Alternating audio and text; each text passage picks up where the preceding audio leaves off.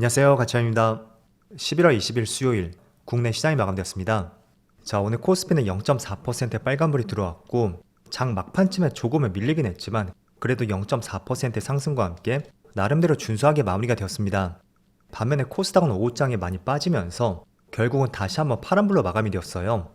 일단은 제가 이슈를 몇 개 살펴보니까 미국에서 우크라이나의 장거리 미사일 사용을 허용했고 그 때문에 러시아의 핵 공격에 대한 반박이 나왔습니다. 또 아울러 키이우에 대한 공습 가능성이 커짐에 따라서 미국 대사관을 폐쇄했다는 이슈가 나왔어요. 그 때문이죠. 장 막판에 방산 관련주가 반등이 나오면서 반대로 시장은 많이 빠졌다고 생각이 됩니다. 그래서 이런 이슈가 있었고 그 때문에 코스닥은 오후장에 많이 밀렸었다. 이렇게 정리해보시면 좋을 것 같습니다. 그리고 시가총액 상위종들을 보면 일단은 코스피는 삼성전자를 제외하고 전체적으로 시장 흐름이 괜찮았던 것 같습니다.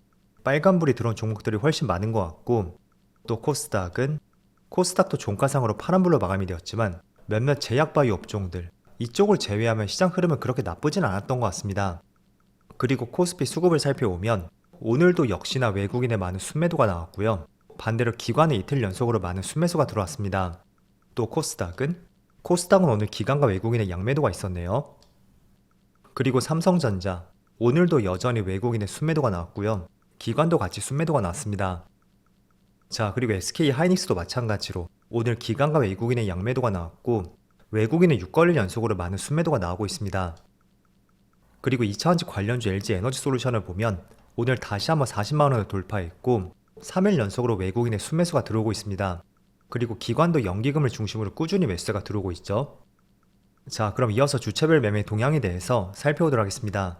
11월 20일 외국인이 가장 많이 매수한 종목은 네이버, 기아, KB금융, 현대모비스, LG에너지솔루션 이렇게 순서대로 매수했고 또 기관 SK이노베이션, 루닛, LG에너지솔루션, CJ제일제당, 하나금융지주 이렇게 순서대로 매수를 했습니다.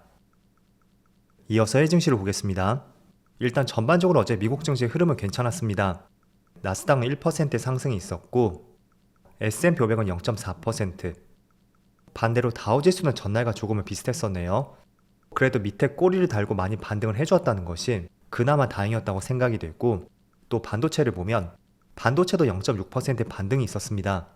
또 추가적으로 아시아 증시 지금 일본 니케이는 전날에 비해서 조금은 빠지는 모습이 나오고 있고 대만 증시는 오늘 휴장이더라고요. 그래서 바로 중국 증시를 보면 중국 증시는 0.5%의 빨간불이 들어오고 있습니다. 자, 지금 촬영 시점이 1시 반쯤 되었거든요. 어쨌든 그래도 지금까지는 코스피 코스닥의 흐름이 괜찮은 것 같습니다. 물론 지난주에 워낙 시장이 많이 좋지 못했던 만큼 아직은 훨씬 갈 길이 많다고 생각이 되지만 어쨌든 지난주와 비교했을 때 그래도 많이 빠지지 않는다는 것이 그나마 다행인 것 같습니다. 그리고 제가 어제 한 가지 잘못 말씀드린 것이 있는데 엔비디아의 실적 발표가 금요일 아침이 아니고요. 내일 목요일이죠. 목요일 아침에 발표될 예정입니다. 그래서 반도체 관련주를 보유하신 분들이라면 금요일 아침이 아닌 내일 아침을 한번 주목해 보시고요. 특히 SK 하이닉스의 주주분들이라면 조금 더 관심을 갖고 지켜보시면 좋을 것 같습니다.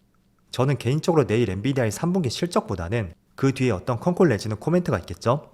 거기서 블랙엘 서버 과열 문제에 대해서 어떤 명확한 답변이 나오는지 그걸 살펴보는 것이 훨씬 중요하다고 생각이 돼요. 어쨌든 실적은 준수하게 나올 것이고요. 그에 비해 4분기 실적에 대해서는 블랙엘 제품에 어떤 문제가 있는지에 따라서 4분기 추정 실적에 대한 변동이 있을 것으로 생각이 됩니다. 그래서 내일 아침에는 그런 부분에 먼저 포커스를 맞춰보시고요. 또 그런 흐름에 대해서는 이미 엔비디아의 주가가 시간에서 반응이 나오겠죠. 그런 것도 참조를 해보시면 좋을 것 같습니다. 자, 그리고 하이닉스는 조금의 빨간불이 들어오고 있다면 반대로 삼성전자는 다시 한번 파란불이 들어오고 있습니다. 제가 얼마 전에 삼성전자와 관련해서 중요하게 말씀드렸을 거예요. 일단은 이틀 동안 크게 급등이 나왔잖아요. 그 결정적인 이유였던 것이 바로 자사주 매입이었습니다. 그런데 지난 2017년 당시와 비교를 해봐도 그때 당시에도 비슷한 규모의 자사주 매입이 있었거든요. 하지만 그때는 지금보다 시총이 더 낮았을 때입니다. 그럼에도 불구하고 주가의 반등은 길어봤자 이틀 정도에 그쳤었다. 그 점을 과거 사례를 통해서 알 수가 있었고 그런 부분 때문에 제가 권장해 드렸던 것은 이제 자사주 매입을 10조 원 가까이 했으니까 단지 이 금액만 봤을 때는 엄청난 규모이다. 그 때문에 주가는 본격적으로 반등이 나올 것이다. 그렇게 해석하는 것은 조금은 무리가 있다고 말씀드렸습니다. 그래서 이렇게 보고 생각하는 것보다는 주봉상으로 볼게요. 자, 주봉상으로 보면 지난 2022년 저점, 그 저점과 지금 쌍바닥 위치라는 것을 알 수가 있습니다. 그래서 이런 자사주 매입 소식으로 인해서 더 이상 주가가 밀리지 않고 지난 22년 저점, 그 저점에서 이중 바닥을 만들고 바닥을 다질 수 있는 그런 흐름이 나올 수 있는지 그런 식으로 접근하고 관찰하자고 말씀드렸습니다.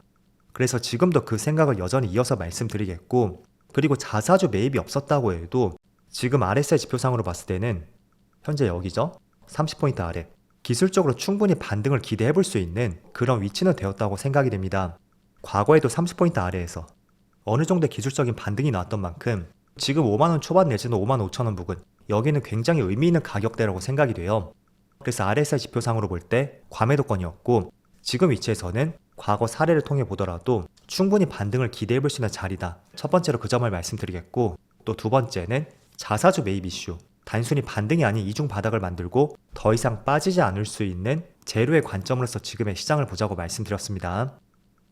자, 그래서 반도체는 내일 아침에 한번 중요하게 보시고요.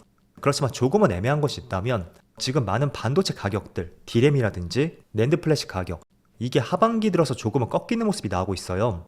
특히 D램 쪽은 많이 빠지진 않고 있지만 낸드 쪽에서 가격 하락폭이 조금은 가팔라지고 있고, 그 때문에 시장 조사업체 트렌드포스에서도 내년에 D램 가격 전망을 상승 쪽에서 하락으로 변경을 했습니다. 그래서 가격이 하락한다는 것은 분명히 좋은 이슈는 아니라고 생각이 돼요.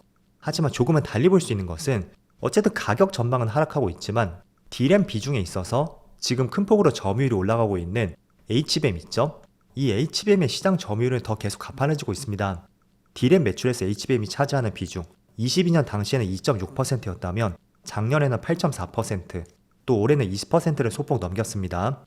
그리고 내년은 30%를 예상을 하고 있거든요. 그런데 아시겠지만 HBM의 가격은 D램에 비해서 대략 5배 정도? 그 정도 비싼 것으로 알려져 있죠. 그래서 전체적으로 D램 가격이 떨어진다고 해도 이 HBM의 매출 확대가 더 크게 일어난다면 충분히 가격 하락을 상쇄시킬 수 있는 근거가 될 수가 있다고 생각이 됩니다. 그래서 너무 전체적인 가격이 빠지고 있다, 여기에만 집중하지 마시고요. D램 매출에 있어서 5배나 비싼 HBM, 그 매출 비중이 지속적으로 증가하고 있다, 이 점도 같이 한번 생각해 보시면 좋을 것 같습니다. 자, 그리고는 IMF에서 발표했던 내년의 국내 성장률이 2.5%에서 2.2%로 낮춰졌습니다. 그 이유는 수출은 좋겠지만 내수가 많이 부진할 것으로 전망이 되고 있고, 또 미국의 트럼프 당선에 따라서 관세 인상이라든지 이런 부분도 조금은 영향을 미쳤었겠죠. 그래서 전반적으로 내년에 성장률이 조금씩 낮아지고 있다는 것은 전체적으로 주식시장에 대해서도 기대감이 조금은 떨어질 수 있는 재료가 될 수도 있고, 아무튼 불안정한 경제시장이 빨리 회복되기를 바라보겠습니다. 자, 그리고 최근의 이슈들을 몇 가지 계속 말씀드릴게요. 얼마 전에 미국 쪽에서 우크라이나의 장거리 미사일을 허용했고 실제로 러시아 본토를 공격했다는 이런 기사가 나왔습니다. 그래서 지정학적 리스크가 더 커지는 것은 아닐까, 이런 생각을 충분히 해볼 수가 있을 거예요. 하지만 어떤 시장이든 간에 새로운 것에 대한 기대감이 훨씬 더 크다고 할 수 있습니다. 그래서 아무리 이런 이슈가 나온다고 해도 지금 시장이 바라보는 관점, 트럼프 당선에 따른 종전에 대한 기대감이 훨씬 더 크다고 할 수가 있습니다. 그래서 저는 개인적으로 지금 종전 기대감에 따른 관련주가 많이 상승이 나왔지만 여전히 이런 이슈가 시장을 불안하게 한다고 해도 오히려 트럼프 당선과 함께 종전 기대감에 따른 관련주 있죠? 그쪽에 더 많이 집중을 할 것 같습니다. 그래서 지금의 이슈를 바라보는 관점에 대해서 저의 생각을 말씀드려봤고요.